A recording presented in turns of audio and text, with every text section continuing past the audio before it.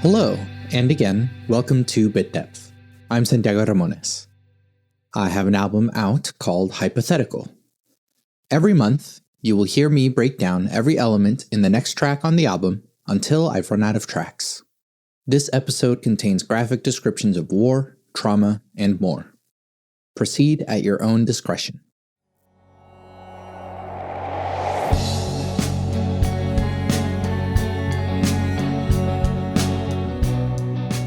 Trauma is the 11th track on Hypothetical.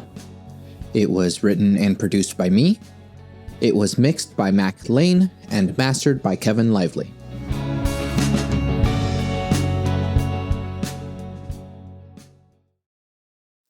I wrote Trauma in 2017. I've kind of been dreading this episode. I'm scared of this song. I considered cutting it from the album. I felt that I didn't have the right to tell this story. But I decided that I should keep it. I've seen many artists tell stories about characters very much unlike themselves. I have a right to make art about stories that I don't have personal experience in. And the political is omnipresent. We are all affected by it, whether we like it or not. Apprehensive as I may be, my art will only get more transgressive in the future. I also have to state the caveat that I'm a musician and not a historian or geopolitical expert, and I have never been in any military and I never will be. I am using the internet to do this research, which involves using Wikipedia, so take from that what you will. But enough talking vaguely around it. Trauma is about a soldier. Perhaps the soldier. Or any soldier? From a specific time, from a specific place, depending on your perspective. This soldier followed orders with significant repercussions. And he has to go home carrying the weight of those repercussions. I wrote this song for a class I took at ACM at UCO. The class was Songwriting and Demo Building, which is also the class in which I wrote Star Destroyer and The Vicious Cycle. I was already doing a lot of storytelling in my songwriting, and the class kept that momentum going for me. But there's a lot more background that informs this song. I remember being too young to understand what happened on 9/11. But I remember it. I was still in Venezuela at the time, but the ripple effects of 9/11 permeated American culture long into my time in America and into adulthood. Artists like System of a Down, Rise Against, Anti-Flag, and more were part of the musical water I bathed in while growing up. I wasn't aware enough of the history, but I felt the emotions of the time. Through these artists and more, I knew that the US involvement in Iraq and surrounding countries at large was ultimately destructive for the people. As I got older, I learned more history and saw the pattern of US involvement abroad before I was born, like in Southeast Asia, South America, and Africa. At the same time, as a boy growing up in the 2000s and 2010s, I was also swimming in the glorification of the military. Halo, Call of Duty, Medal of Honor, Battlefield, and so many more video games were painting the military as heroic and badass. But what I actually knew about the military was different. For as long as war has existed, soldiers return home with scars deeper than physical. Horrors beyond human comprehension are bestowed upon those that come face to face with war. Neither the civilians nor the soldiers end up better on the other side of it. And everyone else is left with a confusing, complicated mess of geopolitical repercussions. It's all made even further confusing by the propaganda machine manufacturing consent to drop bombs for whatever that day's justification is, and whitewashing the terrible things soldiers have been ordered to do. When it comes down to the moment, these soldiers are mostly trying to protect the people they've been forced into a close relationship with. It's a twisted exploitation of love. They say war never changes, but perhaps the world has changed around it. It's much easier to defend the US involvement in, say, World War II than it is in Vietnam. There was prominent pushback against the Vietnam War, which was considered a failure for the US. But veterans of World War II were generally treated as noble heroes, whereas Vietnam War veterans got a mixed reception upon their return home. This turn towards a more nuanced opinion on the military, I think, is related to the increased portability of documentation. Photography, as well as audio and video recording, were more accessible during the Vietnam War. The advancement in warfare became more visible and more visceral. Soldiers were returning home permanently damaged, physically, mentally, and spiritually. The atrocities were right on America's streets, being seen and heard on America's televisions. The nuance of the Vietnam War is where I conceptually placed this song. I thought about the atrocities that drafted soldiers would have to do in following orders, and how those soldiers would then have to return home to receive no support, left carrying the weight of their actions and ultimately their trauma. Because I wrote this song for a class, I'm actually able to find clips of the early demos, which don't seem to be very different from the final version. Here's the first demo I have. I don't want to touch it. I don't want to feel it anymore. I don't want to hear it. And here's the final version from that class. I don't want to hear it. I don't want to see them anymore. Where the album version differs is in atmosphere and production. A little more layers, a little more composition, a little more intention. Let's get into these individual sounds.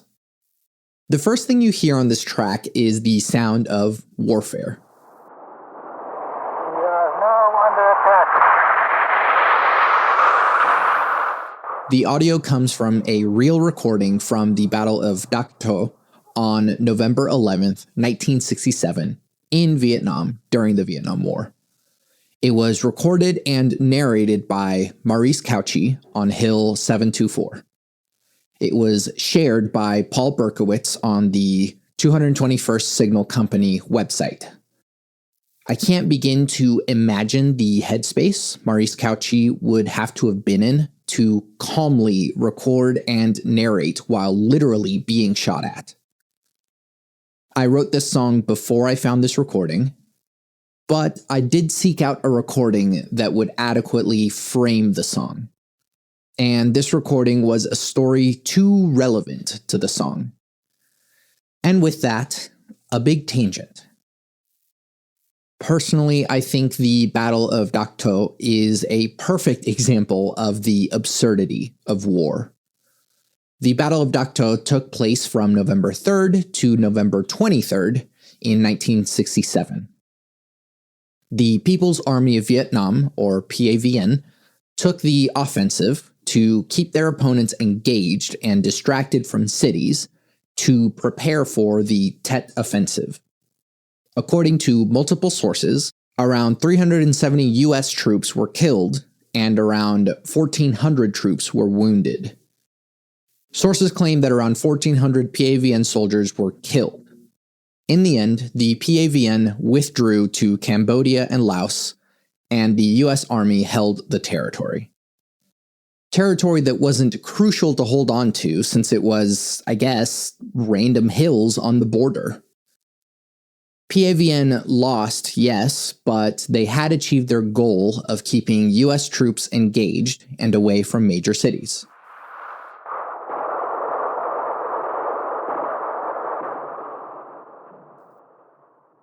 Let me tell you about a different event during the Vietnam War. It's known as the My Lai Massacre. If you don't know what that is, for the second time, this is your warning to proceed at your own discretion, as I will be describing war crimes. I'm just telling you what's on the Wikipedia page here. The My Lai Massacre took place on March 16th, 1968, in the Son Mai village in South Vietnam. U.S. Army Captain Ernest Medina entered the village expecting to confront a Viet Cong battalion that wasn't there. Troops searched for Viet Cong combatants and killed civilians in their search. They gathered villagers out in the open and killed them using guns, bayonets, and grenades. They burned homes, poisoned wells, and killed livestock. Some women were gang raped and had their bodies mutilated. Some soldiers mutilated and raped children as young as 12 years old. Up to 504 civilians were killed. Women, children, babies, and elderly. To unfortunately summarize other parts of this terrible event, there were soldiers who tried to stop it, but they were unable to. There was a cover-up that went all the way up to the highest parts of the US government, and only one person was actually convicted, whose sentence was later reduced. War crimes like this probably occurred all over the Vietnam War, all over every war, and they go unreported, unacknowledged, and unpunished. I can only speculate that some soldiers live with the pain and regret of doing these terrible things, while others enjoyed doing them. I can only speculate that some soldiers go into the military with secret or explicit hopes of doing these war crimes, while others hope they never get to brandish a weapon against a living person. I'm not saying that the Battle of Dak To is morally comparable to the My Lai Massacre. They are separate events that happened to occur in the same war, months apart from each other. Back to the audio at the start of the track. Amidst the sounds of warfare, we can hear Maurice Cauchy saying, "We are now under attack." We are now under attack. Later in the track, before the final chorus, I layered a couple of clips. First, with Cauchy saying, "I hope they don't make it up that fucking hill. If they do, we're fucked." Which is then followed up with another point of him shouting, "Well, it's about fucking time," presumably referring to receiving air support or something. These two F-bombs are why the track is marked as explicit, making it the only track on Hypothetical with an explicit tag. And it's not even said by me. I hope they don't make it up the fucking hill. If they do, we're fucked. It's about fucking time.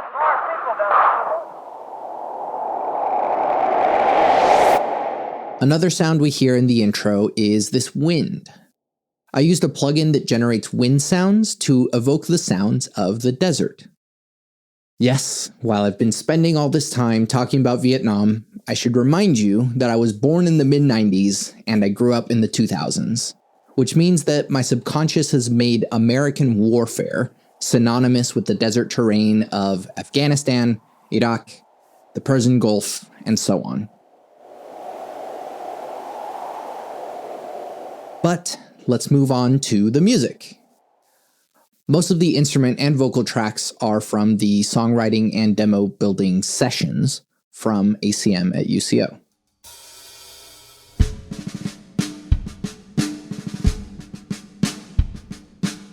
The drums here were played by Trevor Lindley. I gave him the drum motif for the verses, but the rest of the song is pretty straightforward with his creativity. As with everything he plays on, he did a great job.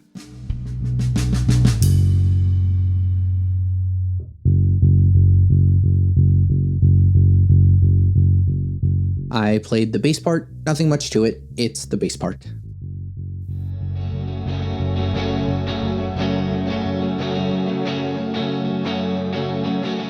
I played all the guitars too. Hypothetically, I feel like playing guitar could be a hobby that this soldier picked up when he was deployed to wherever he was deployed to, which he then used to write this song.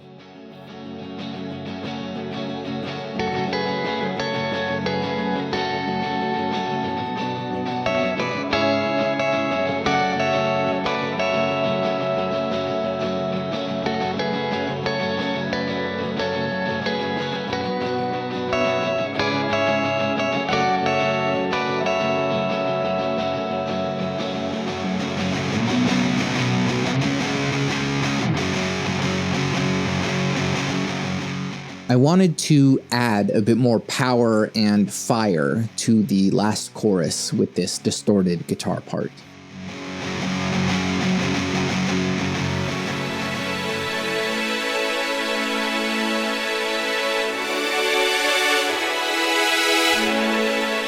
The bridge was a tonal challenge. It shifted into a major key, even though the lyrics were sadder. Is it hope? Is it something bigger than him? There's some sort of magic here, clearly, but how can I represent that? Of course, strings.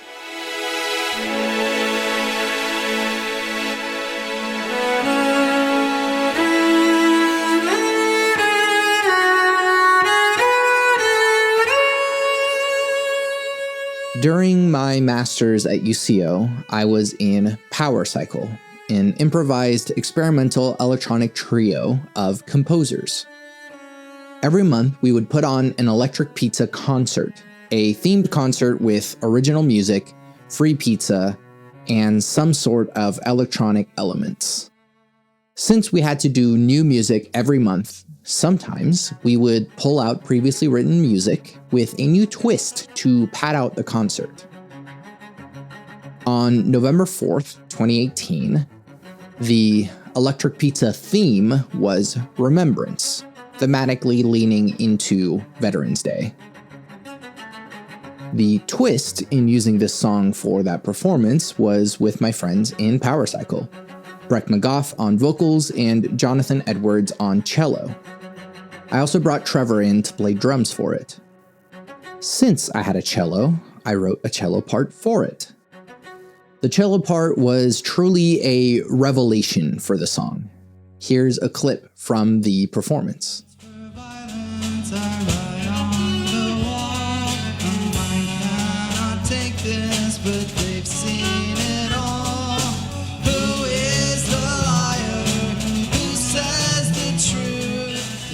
Since then, the cello part was cemented in my mind, and I couldn't have the song without it.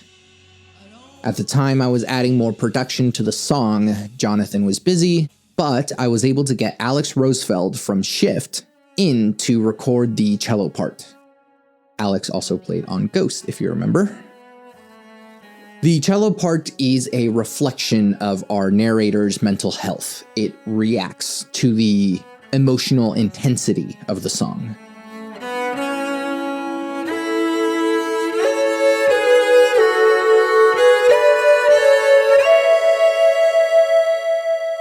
During the open instrumental, when the cello part is soaring, I added a synth part to harmonize with the cello. And speaking of synths,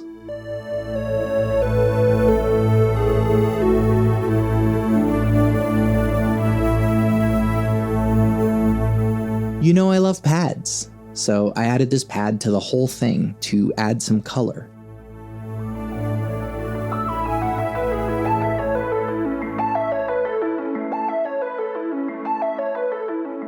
This synth here in the bridge feels delightful, but its motion is also that of falling, ashes, or bombs.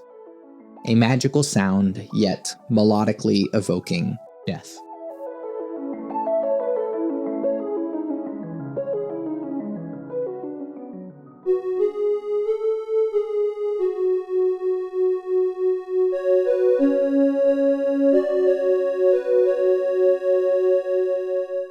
add to the melodies that come in on the final chorus, I also have synths playing these melodies.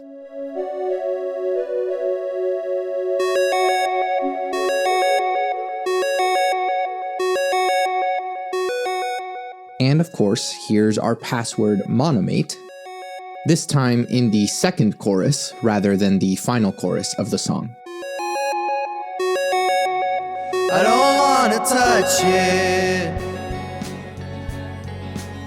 I don't wanna feel it anymore. I don't wanna hear it. And now on to the main vocal. So I guess I gotta talk more about the lyrics. The lyrics are kind of vague, but also somewhat direct. He followed orders. He's being institutionalized somehow. In the choruses, he repeats how he wants to stay away from the traumatizing incident. For the third time, proceed with caution, as I'm going to talk about PTSD and suicidal ideation. This song is representative of how post-traumatic stress disorder manifests. Even though the traumatic event is in the past, thoughts of the event can trigger the emotions as though it's happening again. People get lost in flashbacks. They might lash out and get violent, or break down and can't get up. Our narrator wants to bury these memories in the past, but they won't leave him. In the bridge, however, the tone shifts upwards. There's no way to leave this pain behind. While this seems like a hopeless statement, the music is saying something otherwise. For those who have suffered from suicidal ideation, a great deal of time is spent in the pits of darkness. But for some people, when they decide that they're going to take their own life, when they make a plan, they have a sudden sense of euphoria. They're looking forward to an end to all their troubles. If you have a friend that you know has been suicidal, be very cautious about when they're suddenly, happily giving away some of their things. Perhaps it's because they've decided that they won't be needing those things anymore. I even considered changing the lyric to "there's one way to stop it," as if this song wasn't dark enough as it is. I don't wanna touch it. I don't wanna feel. So there's also these ooh-ah harmonies that start to layer in the choruses but continue into the bridge. I don't have a thematic explanation for them, it just added vocal padding and layering.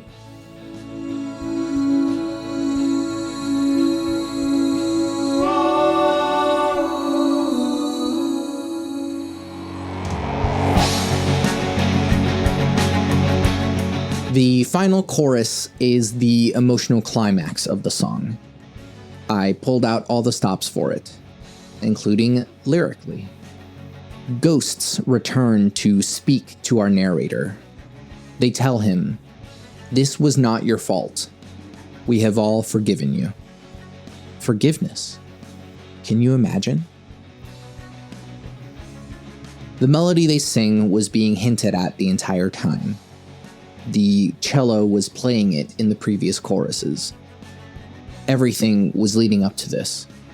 And that's why I'm showing you the ghost part by itself in its entirety. Also because I'm proud of how good it sounds. This was not your fault. We have all forgiven you. We are not the enemy. All humans with hopes and dreams. The pain you've caused is over now. Our memory and you still honors us. Hear our voice, you'll be. Don't be afraid, your pain will be over soon.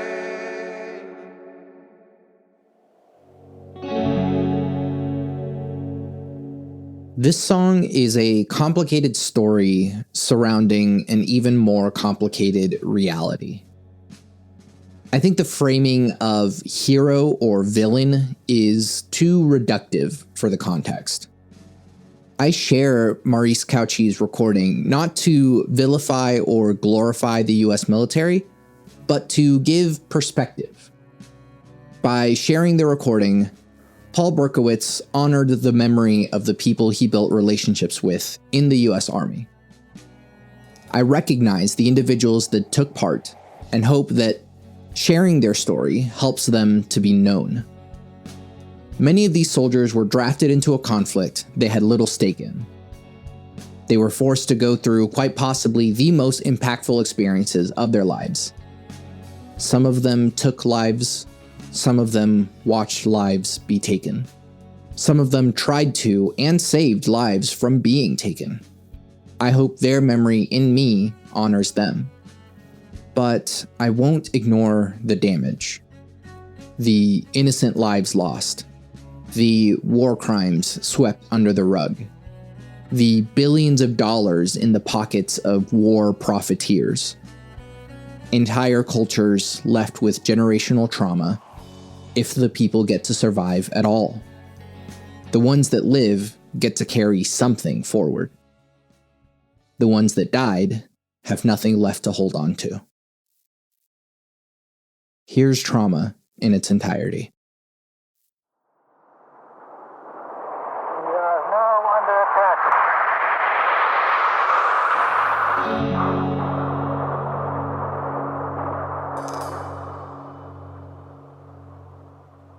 Orders are orders, you do what they say.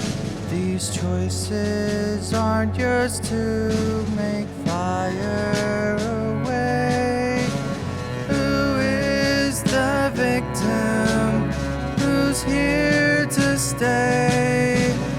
Who is the target that they choose to slay? I don't wanna touch it. I don't wanna feel it anymore. I don't wanna hear it. I don't wanna see them anymore. Violence for violence, I write on the wall. A mind cannot